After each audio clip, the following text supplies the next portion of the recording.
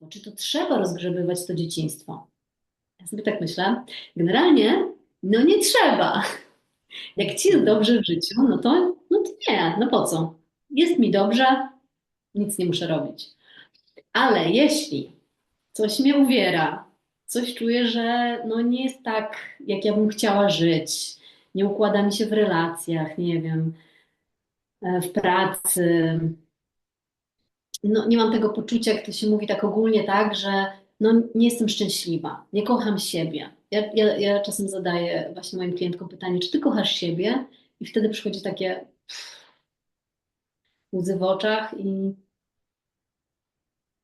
uświadomienie, że no chyba nie. Mhm. No i wtedy trzeba Mhm.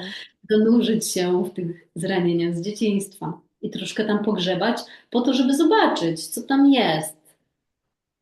Uświadomić sobie, aha, ja mam tak teraz, bo tam było to i to i to. I to nie trzeba po prostu tam siedzieć latami i grzebać w tym, tylko sobie uświadomić. I to jest ważne, właśnie my pracujemy z emocjami, czyli zobaczyć, jaki tam był ładunek emocjonalny, co tam, jakie ja te emocje, których nie mogłam wyrazić, jednak miałam i stłumiłam. I to, że nie wiem, tata był taki albo mama taka, czułam się niekochana, niewidziana, niezaopiekowana w jakiś sposób emocjonalnie, no to czy tam jest złość, tak? Tam często jest złość. Więc czasem klientki moje przychodzą i mówią, no nie, ja już mam tam, bo no, jakby pamiętają, że się różne rzeczy w dzieciństwie zadziały. Ja już wybaczyłam mamie, tacie, ja wybaczyłam. Póki my tego ładunku emocjonalnego, przynajmniej z mojego doświadczenia z pracy i z mojej własnej pracy ze sobą, póki my tego ładunku emocjonalnego gdzieś nie uwolnimy, nie rozluźnimy, nie transformujemy, nie wyrazimy, tak, ja nie wiem, czy u ciebie można przeklinać, bo ja Można, można, tak. nie lubię przeklinać. No bo tam kurwa jest dużo złości. No tak. I miałaś prawo się zezłościć. I masz prawo na tą złość, na ten żal, na wyrażenie tego bólu. Samoczułość, kobiece rozmowy.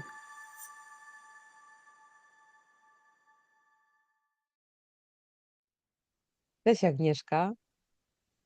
Cześć. Cześć, a ty Maja? Bardzo mi miło, że przyjęłaś zaproszenie do wspólnej rozmowy na bardzo ważny temat, na temat życia w pełni. No i też zainspirował mnie w ogóle do tej rozmowy tytuł Twoich warsztatów, bo to jest tytuł Twoich warsztatów. I chciałam Cię zapytać właśnie, jak to jest dla Ciebie mm, to podążanie do pełni, jak się w ogóle zaczęła Twoja droga podążania w tym kierunku, osiągania tej pełni? Jakbyś mogła na początek kilka słów o tym powiedzieć. Dzięki. W ogóle dziękuję Ci bardzo za zaproszenie. Jest mi niezmiernie miło z Tobą sobie porozmawiać. E, Może zacznę najpierw od tego tytułu warsztatów Żyj w pełni. Mm, Ten warsztat, właściwie wiadomo, to się ewaluowało, cała koncepcja warsztatów i programu Żyj w pełni.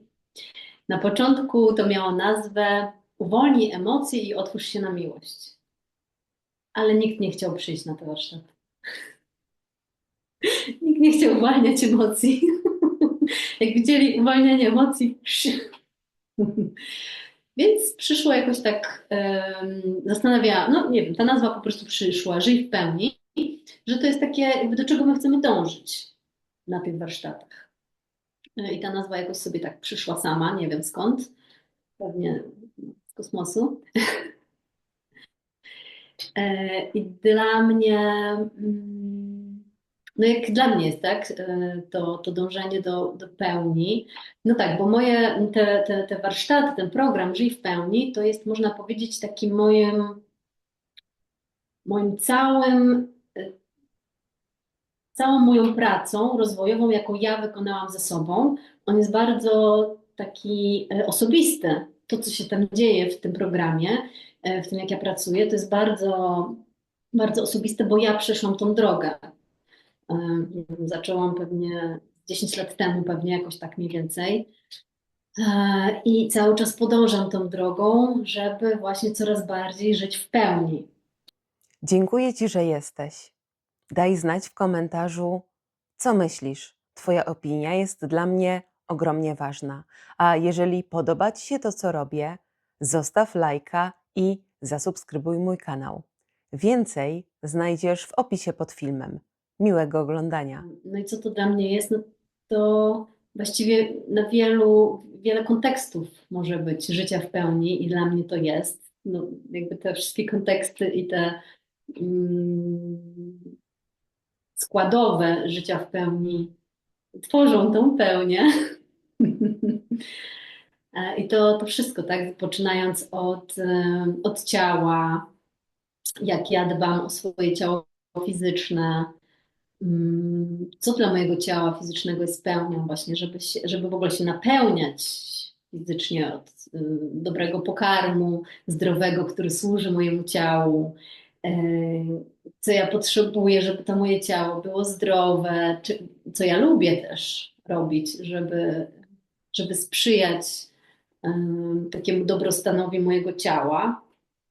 Mm, Czym się karmię też emocjonalnie, czy z jakimi ludźmi przybywam, czego słucham, nie? Karmię się informacjami, jaką muzyką, jakimi tam, nie wiem, filmami, podcastami, czy z jakimi ludźmi w ogóle rozmawiam, albo mam kontakt, relacje, z kim chcę mieć, a z kim nie. I w ogóle to życie w pełni to dla mnie jest o życiu też według wartości swoich. Ale to też właśnie do tego musiałam dojść. W ogóle, co jest dla mnie wartością, jakby, co jest dla mnie ważne w życiu. Nie? No i wyszło, że dla mnie najważniejsza jest wolność. I pewnie wielu z nas, też pracujących w branży rozwojowej, ta wolność jest bardzo ważna. I właśnie za każdą decyzją, jaką ja podejmuję, sprawdzam, czy za tym stoją moje wartości. Przede wszystkim tej wolności, jak ja chcę żyć, gdzie ja chcę żyć, z kim ja chcę przebywać, z kim nie chcę, co ja chcę robić w życiu. No, więc ta wolność to na pewno te wartości. No wiele rzeczy, co jeszcze, no emocje, tak, słuchanie tego, co się dzieje tam w środku, otwieranie się na nie i czucie emocji wszelakich, całego wachlarza emocji, to też takie, jakby pełnia to dla mnie jest właśnie o tej, nie kojarzy mi się taki, wiesz, księżyc w pełni, że jakby obejmuje ten cały wachlarz wszystkiego. Nie wiem, czy to Mhm. ma sens, co mówię. Tak, i powiem Ci, że dla mnie to też w tej chwili jest o tym, o doświadczaniu wszystkiego w pełni, bo jeszcze jakiś czas temu miałam takie wrażenie, że żeby być w pełni, żeby żyć w pełni, no to ja potrzebuję jakichś rzeczy, tak, albo jakichś osiągnięć różnorakich, czy finansowych, czy jakichś zawodowych, czy relacyjnych, i wtedy Mhm. będę żyć w pełni. Natomiast no, nie dało się żyć w pełni z powypieranymi emocjami, z niezobaczonym cieniem, z nieukochanym wewnętrznym dzieckiem.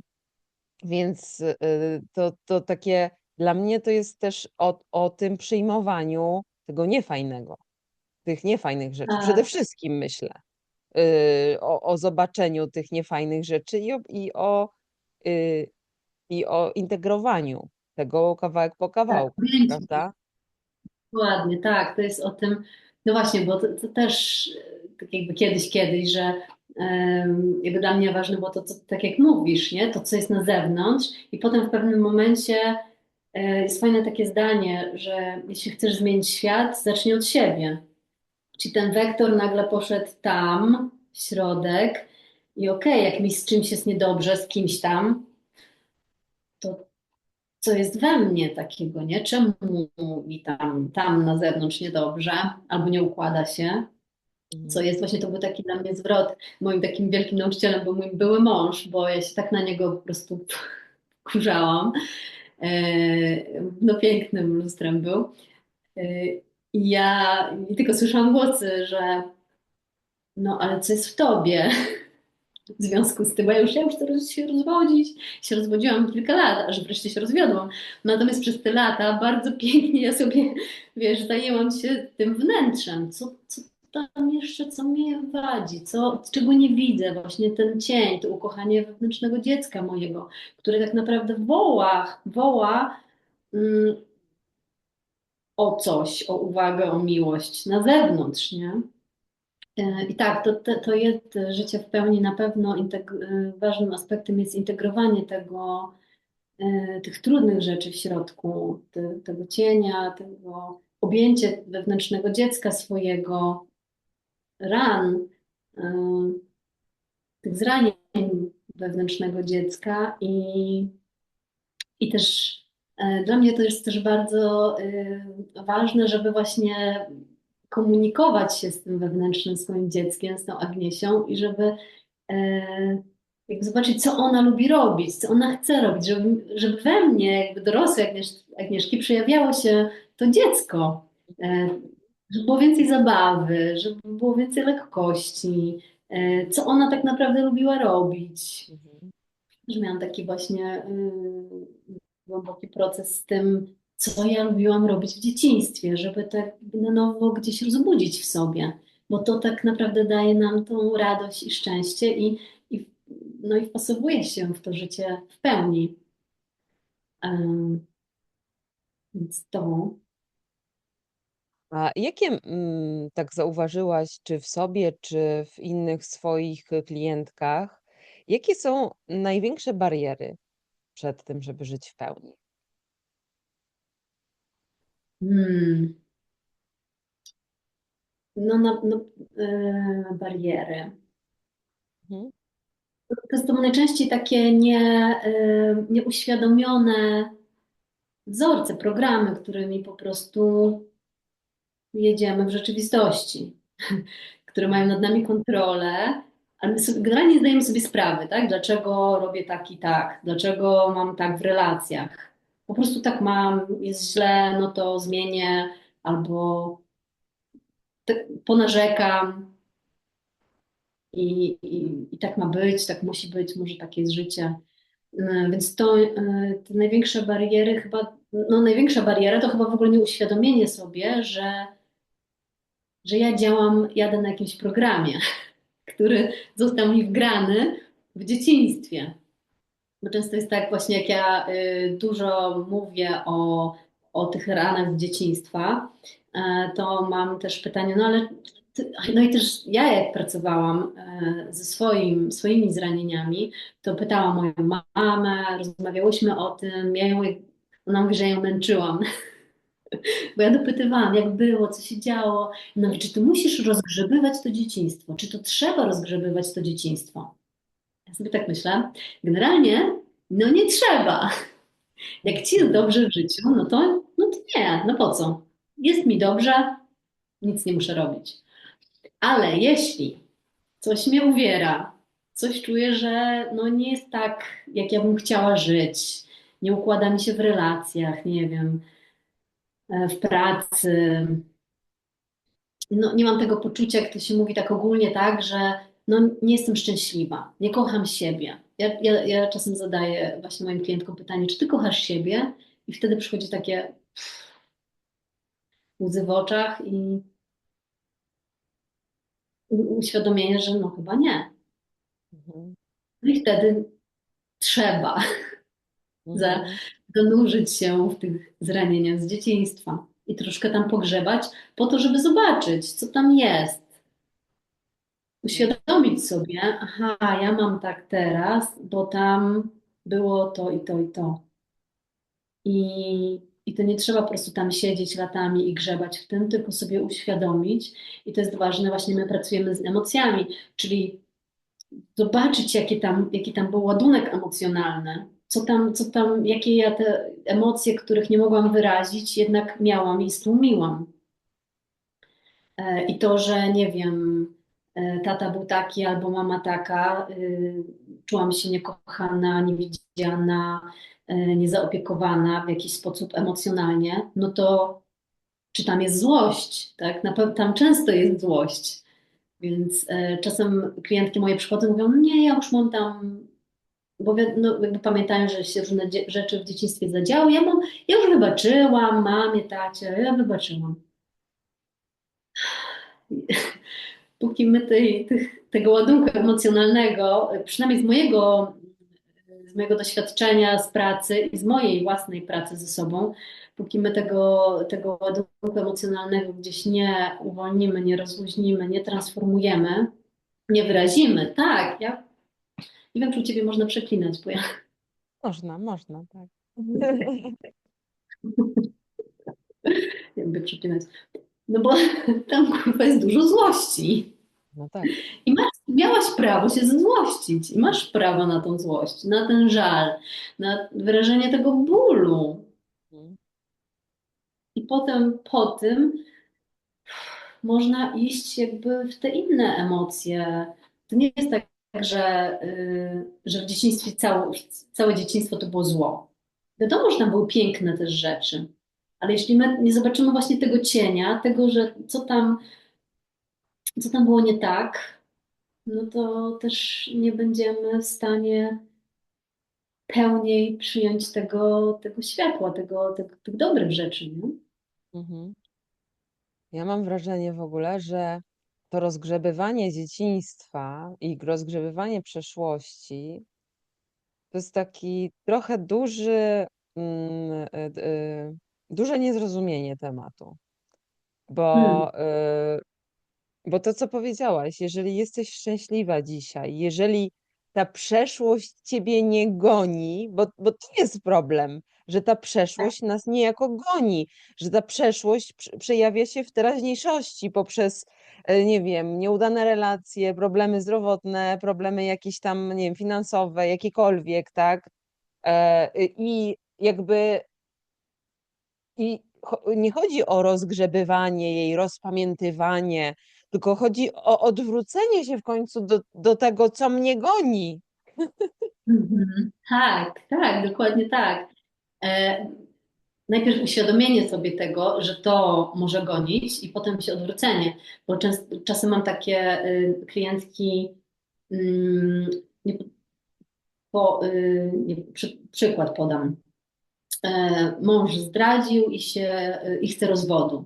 Jakby mąż chce odejść. Mhm, No i ona w takim zaskoczona, że mąż odszedł, poczucie ofiary, no jak to nie mogło mi stać? Przecież to najgorsza rzecz, jaka mogła mi się wydarzyć.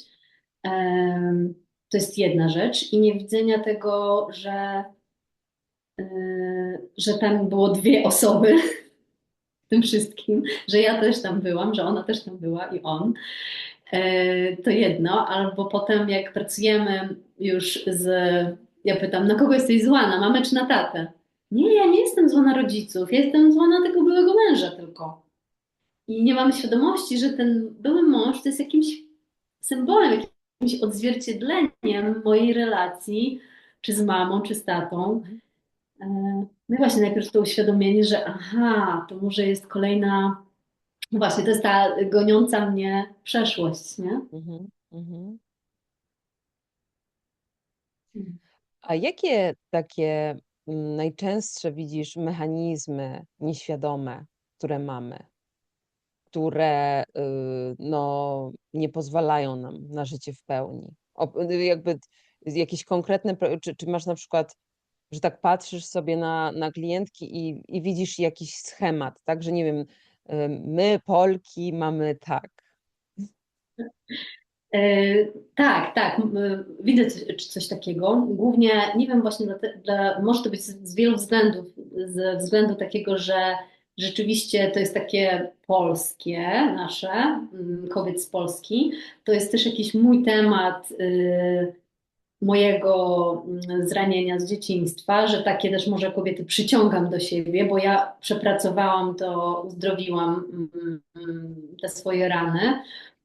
I teraz przychodzą kobiety, które jakby też intuicyjnie, że ja sobie poradziłam, więc mogę im też pomóc z tym, bo nie znam tego tylko z teorii, ale też ucieleśniłam to. No i to są najczęściej kobiety, które przychodzą do mnie wyczerpane, bo one pomagają i zajmują się wszystkimi na zewnątrz. Zarządzają życiem dzieci, męża, rodziny, pomagają, jeszcze wiesz, działają w fundacjach, w jakichś instytucjach, wiesz, wolontariatach, po prostu wszystko na zewnątrz, na zewnątrz, na zewnątrz, przychodzą do mnie wyczerpane, kurzone też, że wszyscy od nich coś chcą, wiedzą, że do nich mogą przyjść o pomoc, ale jak ona potrzebuje, to nikogo nie ma. Tak, ale właśnie tutaj jest, bo ja też jestem, ja jestem też z tego, gdzieś z tego plemienia pochodzę i najlepsze jest to, że ani nie powiem nie, ani nie poproszę o tę pomoc, bo w tym leży największy problem, nie? Że nie to, że nikt mi nie chce pomóc, tylko że ja nikomu nie mówię, że ja potrzebuję pomocy, bo ja się wstydzę, bo ja przecież jestem taka niezawodna, prawda? No dokładnie, dokładnie, no, zwłaszcza naszych tych zawodów pomocowych, Tak. gdzie my pomagamy innym ludziom. To taki jest częsty program. No i właśnie tego, że nie poproszę o pomoc. Powiem Ci moją historię, jak ja już wydawało mi się, że ja już tak umiem prosić o pomoc, to zachorowałam na COVID tak mocno, w sensie, że ja nie byłam w stanie w ogóle wstać. Ja 3 dni chyba nic nie jadłam, nie byłam w stanie nic jeść. Mieszkałam tutaj sama.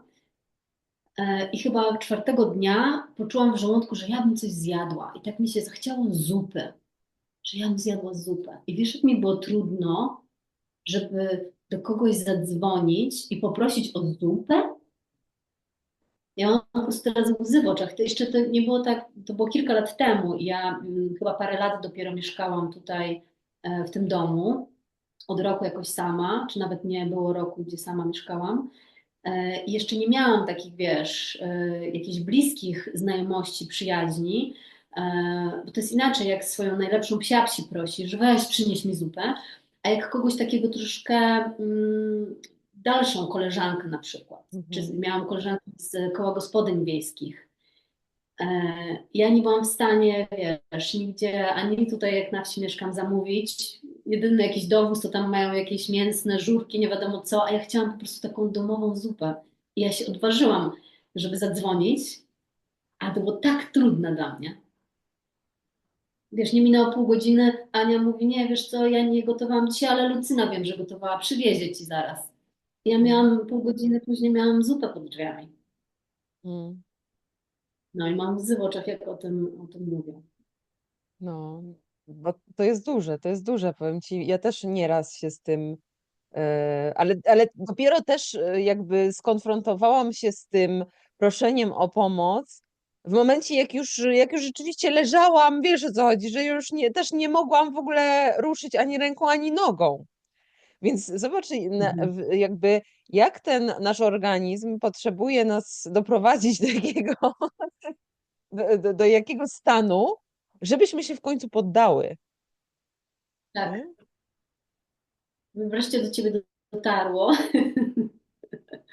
co się dzieje. I to często tak jest, nie? Że do mnie takie, nie wiem, jak do ciebie klientki przychodzą już na takim wyczerpaniu, że one już nie mają siły na nic, ale jeszcze ciągną, bo nie widzą, nie? Że jak to, co ja mogę z tym zrobić. One przychodzą generalnie po to, żeby się wzmocnić, żeby nabrać sił, żeby dalej jechać tak, jak Mhm, jechałam. mhm, mhm, mhm. Tak, tak, tak. No tak, widzisz, tak się nie da. Znaczy, może i się da.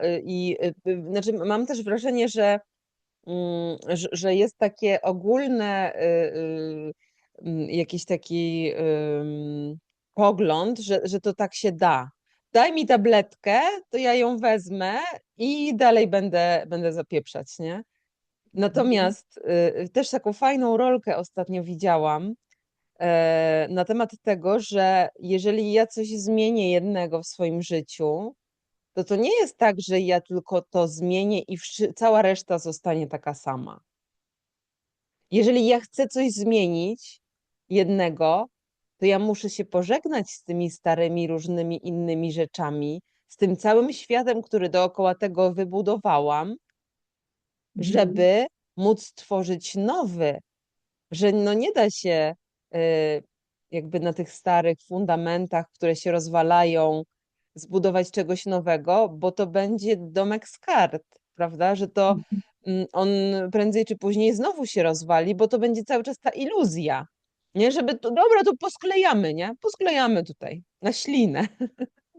Dokładnie, no dokładnie tak. I dlatego właśnie jest potrzeba jednak zagłębić się, pogrzebać trochę tam w tym dzieciństwie i sprawdzić, dlaczego ja teraz tym pomaganiem, czy ja robię to tak naprawdę dla siebie, bo chcę, żeby mnie uznano, żeby mnie kochano, żeby wszyscy mówili, jaka to jestem dobra, żeby wszyscy mnie akceptowali, że ja będę Mhm. teraz perfekcyjnie wszystko zrobić, żeby nikt się nie mógł do niczego przyczepić.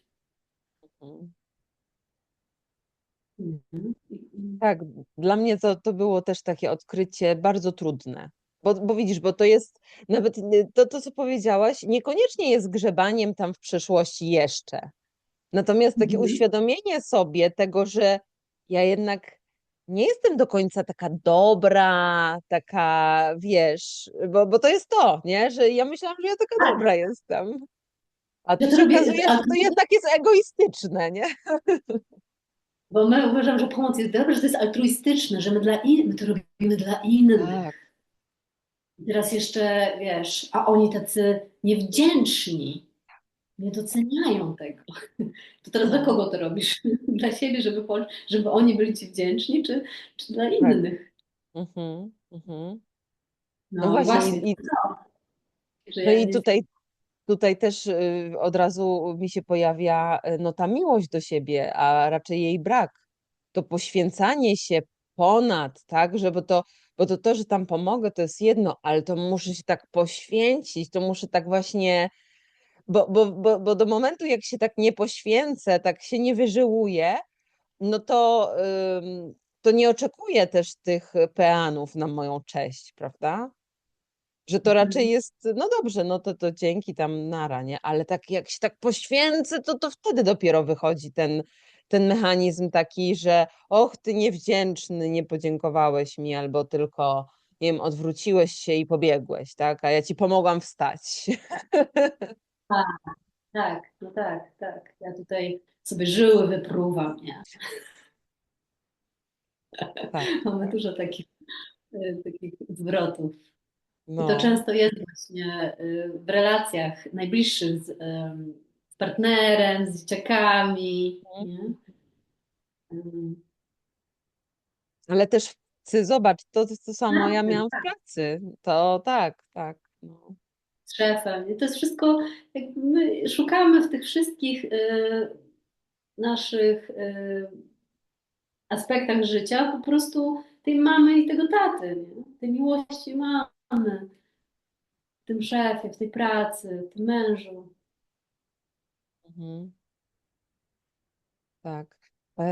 No właśnie, też dla mnie takim odkryciem mocnym było to, że właśnie nie potrafimy przyjmować miłości od kogoś, nawet jak ktoś nam ją daje, bo my Mhm. jej nie dostałyśmy w dzieciństwie, ale i bo my same sobie jej nie potrafimy dać.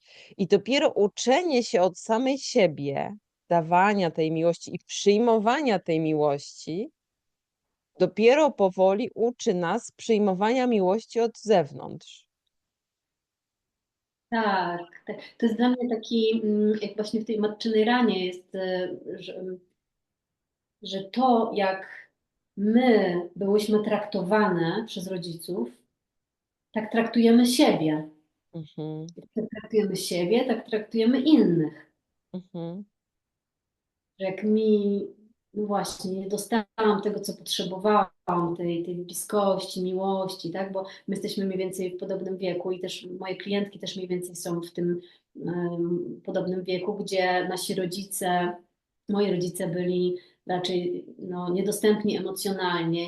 Wiesz, ja byłam zadbana, miałam ubrania, najedzona, wiesz, w domu wszystko było zaopiekowane, moja mama to wszystko ogarniała. Tylko nie było mowy o żadnych emocjach, o zaopiekowaniu się emocjonalnym, o kontakcie w ogóle mm, emocjonalnym.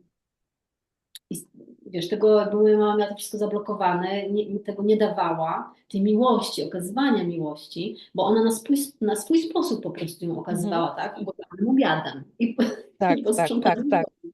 tak. E, No. Ja z tymi brakami, okej, czy ja nie byłam nakarmiona? No ja nie potrafię siebie karmić sama, bo mama mnie nie nauczyła, wiesz, jak Mhm. ona siebie karmiła. Też siebie nie karmiła, tak? Blokowała swoje emocje, tłumiła, nie miała kontaktu z nimi. Dla niej najważniejsze było, no bo trzeba ogarnąć pracę, ogarnąć dzieci, męża i tyle. I na tym polega życie.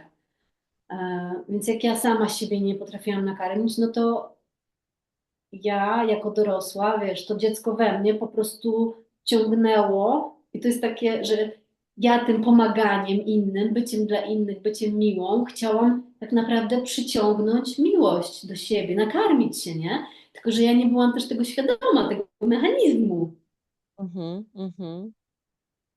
że ja No. to robię. No nie poproszę przecież wprost, bo to jest za trudne, nie umiem, ale pociągnę może tak, przez to, że będę po prostu nigdy nie powiem nie, zawsze będę miła, zawsze pomocna i tak będę ciągnąć od ludzi. Mhm, mhm, mhm. I tak uzależnię tych ludzi od siebie, tak? Że to oni będą mi, prawda? No bo to się dług wtedy tworzy energetyczny, jak ty. I jeszcze też fajna rzecz, taka ciekawa, nie wiem, ja praktykowałam kiedyś, że pomagałam, nawet jak ta osoba, bo ja wiedziałam, że ta osoba potrzebuje pomocy i ja wiedziałam, jak jej pomóc. I nie szkodzi, że ta osoba nie była gotowa na pomoc, nie potrafiła przyjąć też tej pomocy, ale ja jej pomogłam. No, jak mogłam najlepiej, bo ja Mhm. wiedziałam, jak jej Tak, pomóc. Najlepiej. tak. Znam to jako terapeutka medycyny chińskiej, tak, bardzo to znam. Na początku to ja wszystkim chciałam pomagać, bo ja wszystkim widziałam, kto co potrzebuje, jakie ma wzorce, jakie zaburzenia. Ja chciałam swoje mądrości, no bo przecież mam taki ogrom wiedzy, no to ja chcę teraz wszystkim powiedzieć o tym, żeby oni sobie pomogli no, lepiej Tak, żyć. tak, tak, tak, no. Też z latami, nie? Przychodzi taka dojrzałość i to właśnie to jest to, że te granice też, nie? Że Mhm, ja teraz nikomu nie pomogę, jeśli ktoś nie chce. mhm, Ja nawet, no, ewentualnie mogę się zapytać, ktoś przychodzi, coś tam opowiada, to czy ty potrzebujesz mojej pomocy? Czy ty po prostu mhm, chcesz, żebym sobie pogadać? Nie? I na ile ktoś może przyjąć. I to też było dla mnie trudne, dla mojego terapeutycznego ego, że wiesz, ja chciałam pomóc na 100% i chciałam, żeby ten ktoś wziął te 100%. A ta druga strona, ten klient, ta klientka, no weźmie tyle, ile potrafi wziąć, na ile mhm, jest otwarta. Po prostu tylko 1% to będzie. mhm, mhm. Miałam też takie trudne przeżycia, ale które mnie nauczyły, Tak, że ktoś no weźmie tyle, ile potrafi. I to też jest i okej, nie? Nawet ten jeden tak, procent. tak, tak, tak, tak. No tak, bo to też czasami jest tak, że ktoś teoretycznie jest otwarty, przychodzi do ciebie, pomóż mi, pomóż, natomiast też jest w stanie wziąć tyle, ile jest w stanie, a bardzo często największym problemem jest przede wszystkim wzięcie odpowiedzialności przez siebie, nie? Że to jest też to, co gdzieś tam blokuje, tak? Że nie ty mi pomóż, ty mi daj, ty mnie wyręcz właśnie, prawda, z tej odpowiedzialności, a, a to nie o to chodzi do końca, prawda? Często zadaję, jak przychodzi tutaj do mnie właśnie do gabinetu klientka i ja mówię, no to co dzisiaj robimy? Ona, no pani jest ekspertem, pani decyduje, ja tutaj się otwieram, wszystko, jestem gotowa na wszystko. Ja mówię, no nie, pani decyduje. I to jest takie, wiesz, nie? To jest twoja decyzja, co? Albo też właśnie to o tym też często miałam tak, że brałam to do siebie, że ktoś na przykład nie wracał na kolejną wizytę. Mhm, mhm, Mm, Brałam do siebie, że ja coś złego zrobiłam, coś nie tak. A teraz rozumiem, że ktoś po prostu nie był gotowy. mhm, Też taki przykład, miałam taką klientkę, która bardzo mocno w duchowości była, ale wiesz, właśnie jakby wszystko tu. Duchowość, anioły, energię, a tutaj wymęczone, wiesz, ciało, zdrenowana, bo wszystkim właśnie pomaga. Y, Wszyscy są najważniejsi, a ja już ledwo żyję, nie? mhm, No i więc tutaj jakby sprowadziłam ją na ziemię, że potrzebujemy, jeśli chcę naprawdę wydobrzeć, to potrzebujemy się zająć tą podstawą, właśnie zanurkować w tym dzieciństwie, co tam się wydarzyło, dlaczego ty chcesz wszystkim pomagać, a nie dbasz o siebie, nie zaczynasz od siebie, nie stawiasz granic. E, No i więcej się nie pojawiła. Nie, odwołała kolejną wizytę, to było tak, odwołała kolejną wizytę. I ja to puściłam, mówię, okej, czy nie jest gotowa na to mhm, wziąć odpowiedzialność za to. mhm, mhm, Po miesiącu przyszła znowu, co mhm. prawda. I teraz małymi kroczkami gdzieś tam, ale no też potrzebna jest też ta inteligencja, taka, wiesz, wyczucie, ile można powiedzieć, ile, co może od razu spłoszyć. No, ale z jednej strony to już jest dla każdego odpowiedzialność, ile weźmie, czy nie chce, to też jest okej. Nie chcesz z tym pracować, wolisz fruwać z aniołami. Okej. Mhm, mhm, mhm. Tam jest fajne miejsce, ja znam je, też tam uwielbiam być, nie? Tylko, że żyjemy na ziemi i mamy ciało fizyczne i materię. Tak, i I zobacz, czas. jak to też z jednej strony bierzemy odpowiedzialność na siebie za kogoś, ale w tym samym czasie nie bierzemy odpowiedzialności za siebie. I myślę, że to jest dla mnie, wiesz, jak ja zaczęłam z tym pracować, z tą odpowiedzialnością i wiesz, ja już byłam taka przytłoczona, Boże, nie dość, że ja se jakby wszyscy, jakby ja już tę odpowiedzialność już tak mam w dupie, bo już mam dość jej, bo ja po prostu jej miałam potąd przez całe życie moje. Więc jak ja usłyszałam odpowiedzialność znowu, to ja miałam takie nie. Wiesz, no bo to tak na tym też polega, nie? Że najtrudniej się gdzieś, prawda, tutaj zwrócić do siebie, bo właśnie z tego powodu gdzieś nieukochania siebie ja cały czas wszystkim pomagam dookoła. Ja biorę odpowiedzialność za wszystkich z tego właśnie powodu. Tak, Mhm. bo ty już jesteś zmęczona tą odpowiedzialnością, więc już nie Tak. chcesz. Na warsztatach taki przykład właśnie a propos ciała. Jedna z moich uczestniczek, ja mówiłam coś właśnie o tym, że zwrócimy się do siebie, że zadbamy o siebie, o swoje ciało, będziemy jakby do siebie kierować się, czyli do ciała i będziemy, takie zadanie dała moim uczestniczkom, warsztatów, że przez cały tydzień mają dotykać jedną część swojego ciała. No, nawet mogą minutkę, 5 minut dziennie, ale z taką uważnością dotykać, nie? I jedna uczestniczka mówi, że czuje złość, jak ja to mówię, bo ona już ma dość się zajmowania, że ona już nie ma siły zajmować się sobą, bo ona się zajmuje innymi i już nie ma siły na siebie. I ona by chciała, żeby ktoś się nią zaopiekował. Wiesz, my Mhm. szukamy tego idealnego partnera, żeby się Mhm. nami ktoś zaopiekował. I właśnie to jest to, co mówisz, nie? Że to z tą odpowiedzialnością też, że już aż tyle dałam, że ja już nie mam siły na siebie. I to jest taki początek, okej, stop, tam zostaw, teraz zwróć się do siebie małymi kroczkami, co ja mogę zrobić, żeby zadbać o siebie, Mhm. żeby wziąć tę odpowiedzialność za siebie. Tak. No, No, to jest takie przewrócenie totalnie życia do góry nogami. no, zdecydowanie. Ja pamiętam, jak moja siostra mówiła, ja mówię, Kamila, musisz się zająć sobą.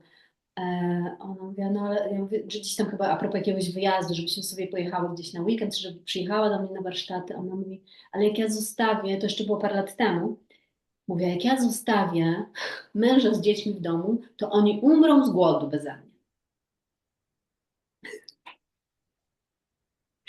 I to jest o tym, nie, że żeby dać im odpowiedzialność, że oni też, wiesz, to też jest takie stawianie siebie, że jestem taka ważna, że beze Ważne. mnie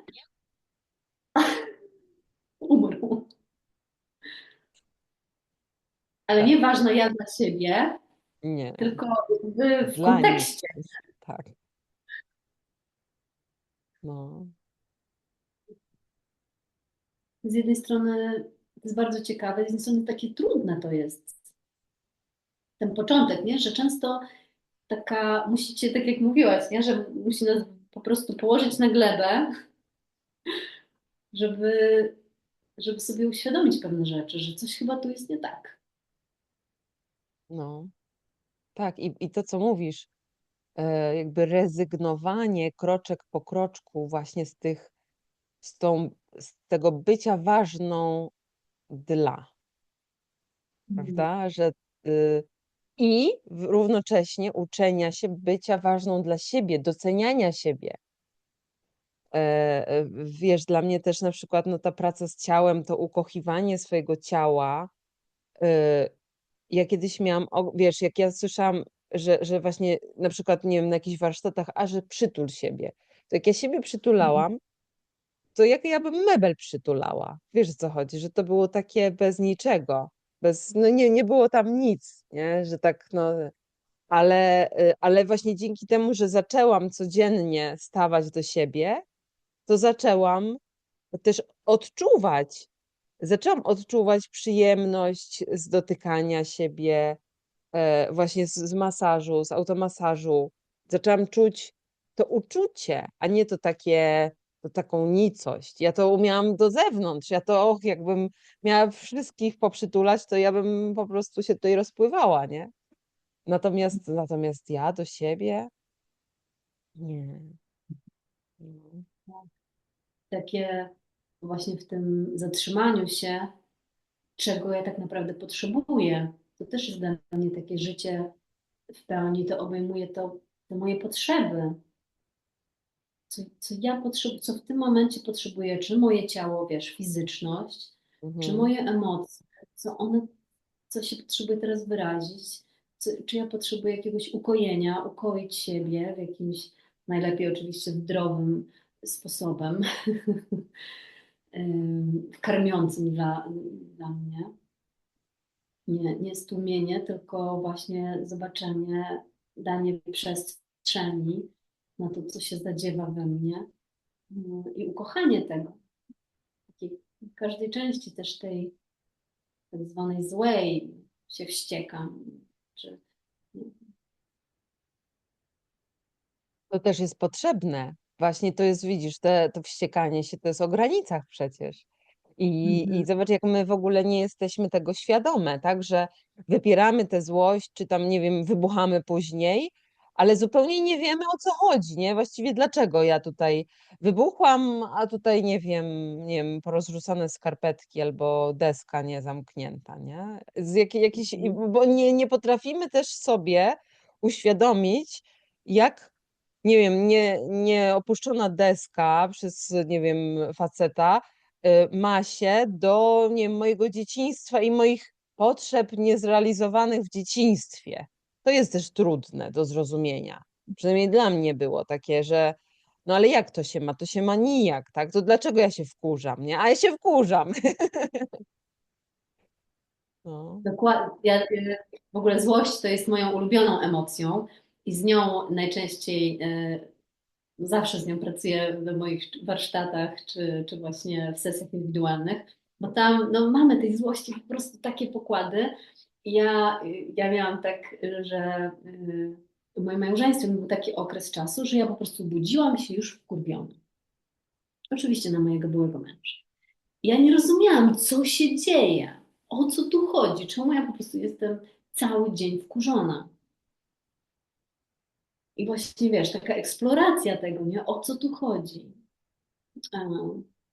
Pozwoliła mi właśnie dojść do tego wszystkiego, do tego, no skąd to się bierze, o co tu chodzi. Właśnie co to jest, bo to jest, wiesz, często my tak mamy, że no emocje są, nie? Ale po co one są, nie? Że to jest po prostu jakaś informacja, że to moje ciało, tak jak czuję, nie wiem, położę rękę nad świeczką i boli mnie, czyli czuję informację, że tu mi się pali skóra, nie?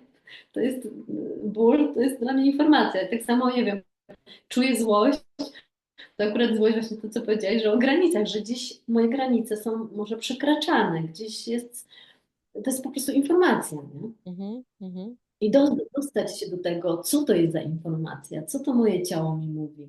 To jest też taka nauka, proces.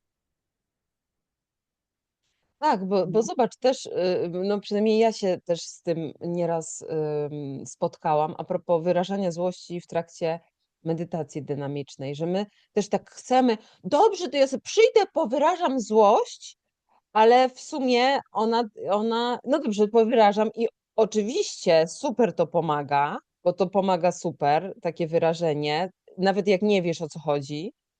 Natomiast na takim głębszym poziomie to nie rozwiązuje problemu, prawda? No bo to dobrze, no znowu się wkurzę, no bo ta złość, te moje, nie wiem, granice nieuszanowane, one cały czas są nieszanowane, bo ja nie potrafię ich stawiać, nie? Więc to jest takie,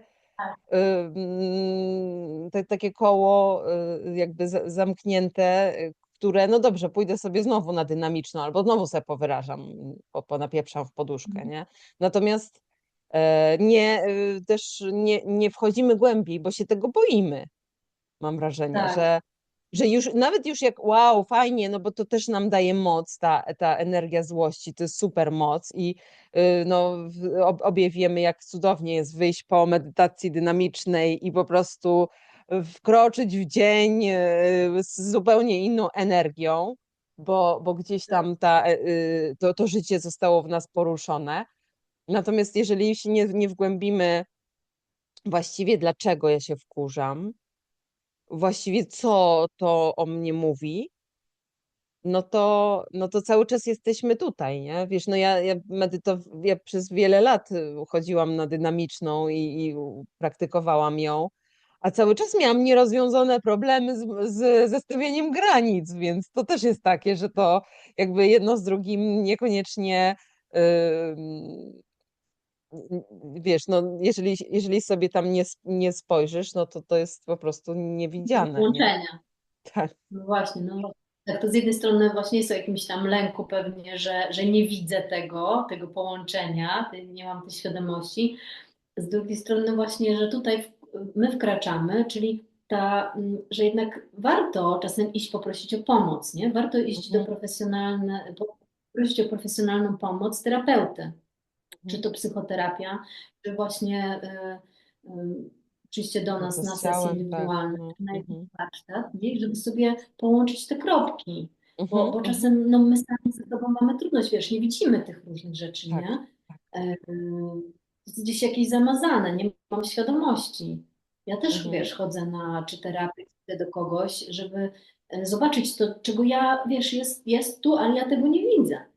mhm, mhm, mhm.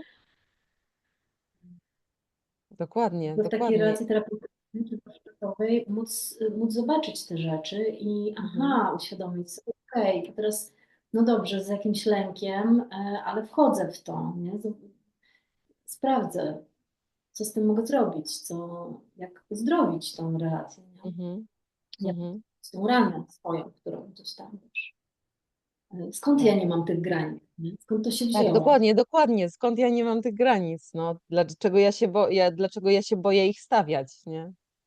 No bo się No boję właśnie, to odrzucenia, też bo się boję, prawda, że nie wiem, już ktoś mnie nie będzie kochał, że kogoś urażę, prawda? Tutaj też wchodzi ta empatia taka, no, współzależna empatia, tak? Ja też sobie jak uświadomiłam sobie, że właściwie to, co ja czuję, to nie jest do końca empatia, tylko właśnie mechanizm współzależności. No bo to wiesz, mhm. no bo to wyczuwasz od razu kogoś, nie? Tak, I się tak, to są boisz, nie? I pytania właśnie też moje. nie stawiasz, nie mówisz pewnych rzeczy. Zobacz, jak to też powoduje, że żyjemy w tym świecie manipulacji, niedomówień, domysłów, z tego powodu, że się boimy tej prawdy o sobie i prawdy Mhm. wyrazić, żeby jak ktoś usłyszy prawdę, żeby nas nie odrzucił, tak? Dokładnie, tak, czyli robimy, no tak, dokładnie to są też moje tematy, granice. Ja kilka lat temu dopiero dowiedziałam się, że coś takiego jest.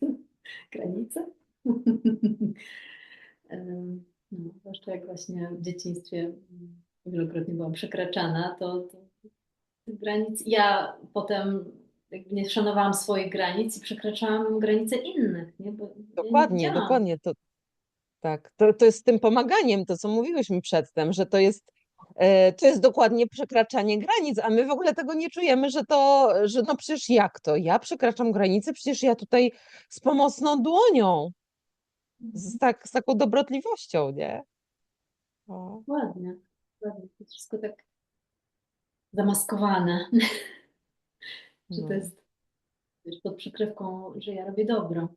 Tak od razu mi się jakoś tak wiele Mhm, sytuacji mhm. z życia pokazuje, gdzie ludzie dla mojego dobra Tak, robili. Ja tak, dla dobra tak. No. robiłam, nie?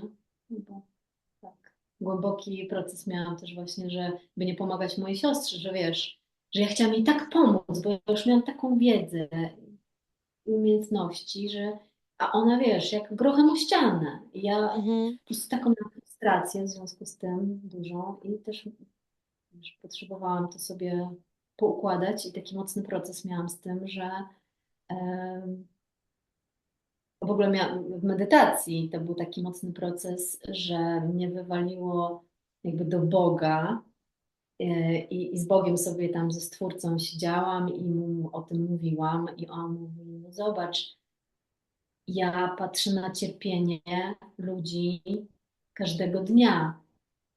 Jedyne, i że to są ich lekcje.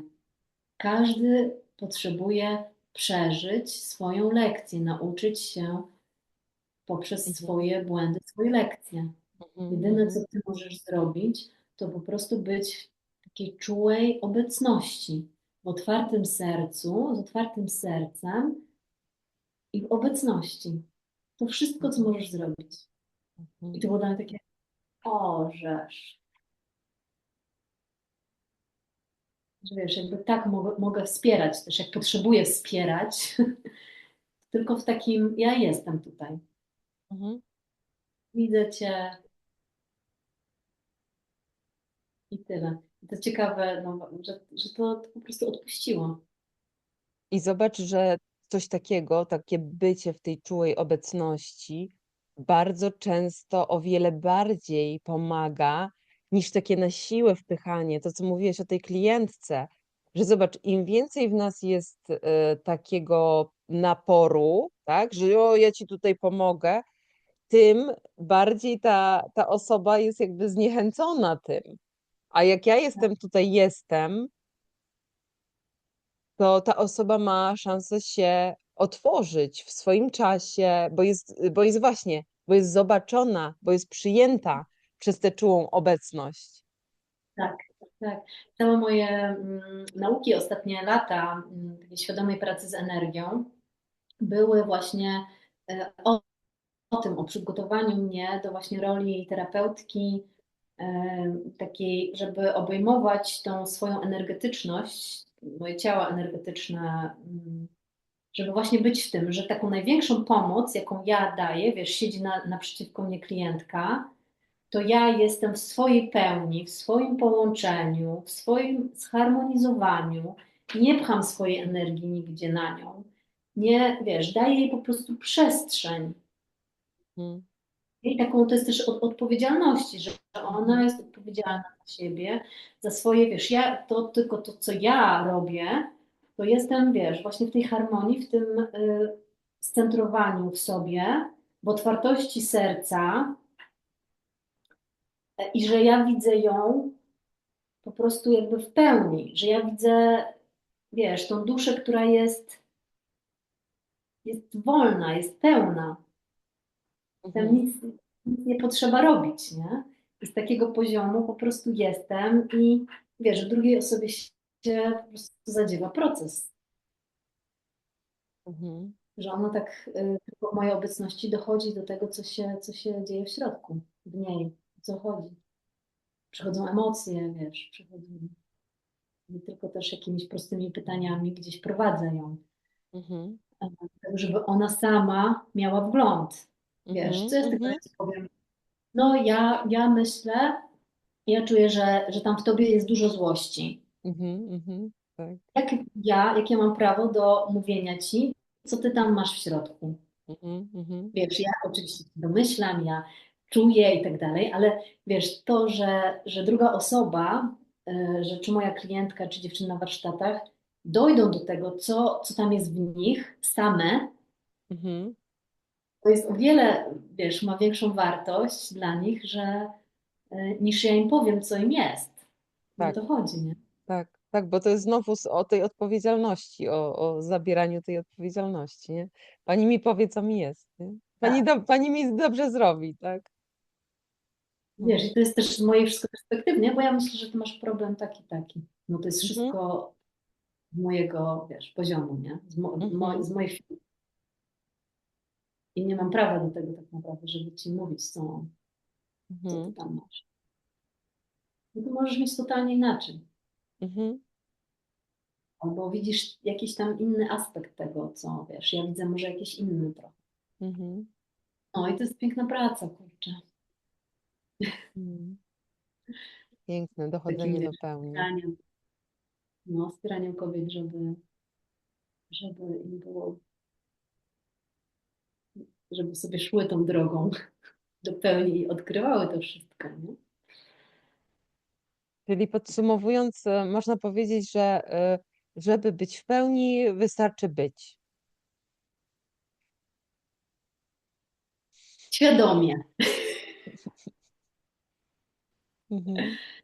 być świadomie, nie? Mhm. Ile być Mhm. świadomości. Co to teraz znaczy, to bycie świadomym? Mhm. To, już, to wszystko, co wcześniej mówiłyśmy, to jest to. Tak, tak. No. Tak, No tak. dobrze. Dziękuję Ci bardzo za tę rozmowę. Życzę Ci wszystkiego dobrego i mam nadzieję do zobaczenia na żywo Dziękuję Ci również. i trzymam E, kciuki. Bardzo, bardzo Ci dziękuję za tę rozmowę. Mam nadzieję, że ona też, wiesz, niesie wartość dla słuchaczy naszych. Tak, dzięki. Zapraszam do komentarzy, lajkowania i subskrypcji kanału. Dziękuję za uwagę.